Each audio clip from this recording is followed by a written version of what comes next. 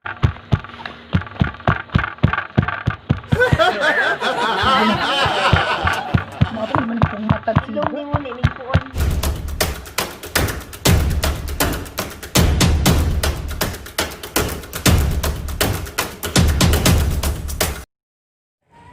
guys! Welcome back to my channel. So for today's video guys, ay gagawa tayo ng luyang or linupak na saging. Nung kabataan ko, ito talaga yung pinakapaborito kong pagkain, itong luyang. Kasi bukod sa mahilig ako sa margarine at mahilig din ako sa saging, ito talaga yung pinaka gusto ko sa lahat. Madali lang kasi siyang gawin. Tapos, ang iyang mga ingredients ani is makita lang yun siya sa palibot. Like saging, tapos asukar is mapalit lang nimo siya sa tindahan, margarine na ay mapalit nga kinilo. Tapos, ang cheese, kasi nilalagyan na namin ng cheese ngayon. At saka, syempre, yung lubi. Lubi, yung niyog po. So, yun, hindi dapat mawala yun. Kasi kulang at hindi matatawag na luyang kapag walang niyog.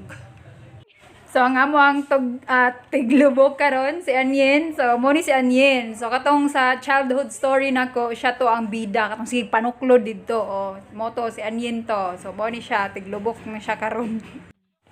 So, ang kani siya saging. So, kung makita ninyo, sige siya lubok-lubok. Hangtod niya, ano siya, kanang ma-flat jud siya ba? Kanang wala na dyan mga dagko nga mga tibul-tibugol. So, muna siya nga kanang pag maglubok po ka ani is ginaduot po nimo siya sabay para ma-flat siya ba. O, ayan. So, para dili po siya kanang kuan ihalo na nimo siya. Pag lubok nimo saging, butangan na nimo siya saging, lubi, asukar, bali i-mix na nimo siya pag lubok nimo. So, ana na siya no. So, kung napansin niyo guys, nga amo ang gigamit is stainless bowl. So, muna na amo ang ginagamit karon kay wala mi atong lubkanan gyud. Pwede ra gyud kaya ninyo ni buhaton sa inyong kusina. No, okay, dali ra gyud kayo basta gamitan lang ninyo kato lang kung dili po dili malumping kay basig inig kuan ka isa ra pud ka lumping. Guys, hi! Sa tudloan ta mo kung nganong di ba pag magpalit mo luyang is nakapurma na siya so ingani lang ginabuhat. So, purmahon lang na siya. Kani siya, taklob lang na siya sa kuan. Mga garapon ninyo dira, pwede ninyo na gamiton pang hulma. No? Tapos, anaon lang na ninyo. Purmahon lang na ninyo siya. Itarungon lang ninyo siya o kuan gyud aron mahulma siya. So, para naiduot ninyo. Tapos, na ninyo. Oh, see? See? See now. Dami kayo. Tapos budbulan na nato na siya og special kuan lubi. So guys, pwede na to duha ato ang himuon nga kanang pang toppings na to. Pwede na to gamiton ang cheese, pwede po na to gamiton ang lubi. So karon nakabutang naman ta ganina og lubi. So karon atong himuon is ang katong sa cheese na pod. So pareho lang gihapon. Inyo lang siya i-flat jud siya maayo diri sansano ninyo siya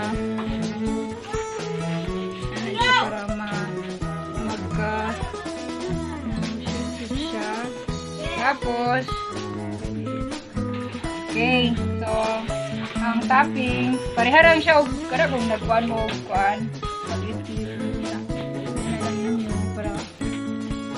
Lit lang ninyo dira ang cheese, kuan ayun po kayo dagat. Kung gamay rin yung cheese, di gamay lang po din yung kuan. Ano lang. So, ayan.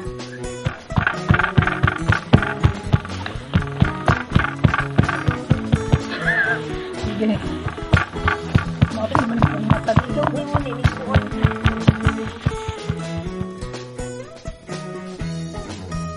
So guys, mo na ni ang ato ang finished product sa ato ang luyang or nilupak na saging. Wow, wow, wow.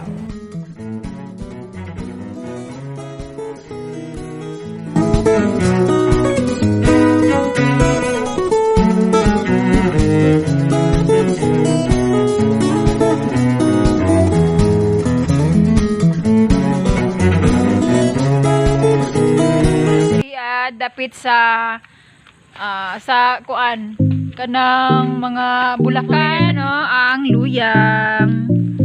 Okay.